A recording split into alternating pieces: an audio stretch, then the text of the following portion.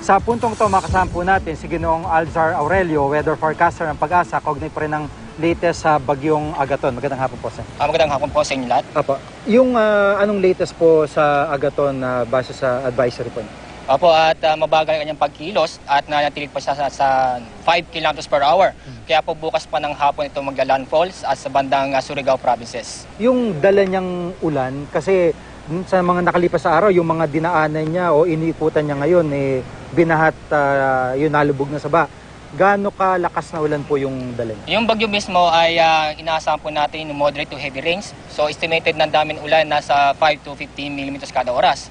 Pero itong kaulapan na mismo, hindi mismo sa bagyo kasi natatangay ng malakas ang hangin. Kaya yung kaulapan niya ay napupunta sa Visayas. Kaya po doon sa Eastern Visayas, nalabing bahagi ng Eastern Visayas at Central Visayas ay inaasahan pa rin natin yung mga moderate to occasional heavy rains and thunderstorm.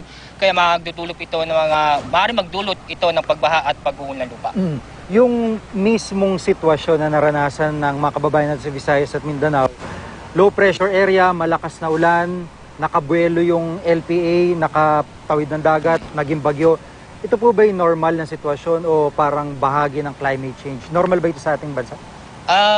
Sa aking experience bilang forecaster ay ngayon lang ako naka-experience na matagal na almost 1 week na siya. Buhay pa itong low pressure area at umikot pa, nag-loop pa siya at bumalik ko siya sa pinanggalingan niya sa bandang east ng Mindanao at naging bagyo. So experience siya. Kung pag-uusapan ng climate change, tungkol ko masasagot yan. At ang tanging dahil lang kaya gano'n ang movement ng low pressure at naging bagyo dahil sa dalawang high pressure area. Yung tatahakin niya, Pakanluran, westward, ano yung mga sasagasaan niyang lugar, particular? Una-una mag-westward dito, lalapit mismo sa bandang east ng Mindanao, tapos magsa-southwest. So sa ating forecast track, ay magsa-southwest siya, dadaan siya sa may bandang Mindanao. Kaya nakataas po tayo sa ilang malaking sa bandang Caraga region and sa isang lugar sa Eastern Visayas, lalo yung Southern Leyte. Opo. Panguling salita po, paalala sa ating mga kababayan doon sa area na dadaanan po ng bagyong Agaton. So hindi lang po dadaanan ng Agaton, pati yung malalakas na ulan na doon sa Visayas kung saan nakaranas pa rin mga pag-ulan nung dati pa siyang low pressure area. So asahan po natin din yung mga lugar nakataas ng public storm signal number 1 plus yung lalabing bahagi ng Eastern Visayas at Central Visayas. Maging alerto po tayo sa mga posibleng flash flood and landslide.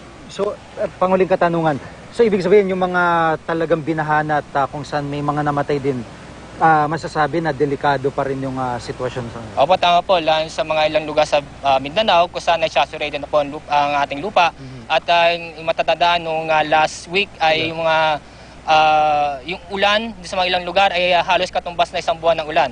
So ganoon magkakaroon pa rin ng ulan doon sa ilang bahagi ng Mindanao, ganun sa Eastern Visayas. So talagang prone na po sa flash flood and landslide. Maraming salamat po, sir. Welcome po. Si Ginoong Alzar Aurelio, weather forecaster ng Pag-asa.